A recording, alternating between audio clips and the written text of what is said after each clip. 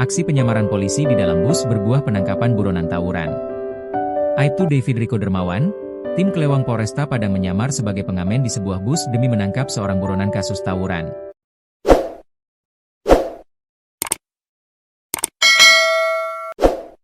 Seorang buronan kasus tawuran berinisial RG alias EN. Setelah berbulan-bulan dalam pelarian, aparat kepolisian akhirnya berhasil melacak keberadaan EN. Layaknya pengamen jalanan, Aibtu David bernyanyi menghibur penumpang sambil berjalan di antara kursi penumpang. Ia menemukan target yang duduk di kursi belakang sedang terlelap tidur. Aibtu David langsung melakukan penyergapan.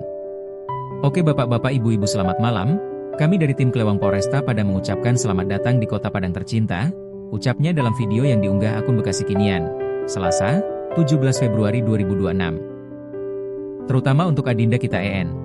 Selamat atas keberhasilannya telah melarikan diri kasus penganiayaan secara bersama-sama menghilangkan nyawa orang lain, ucapnya tegas.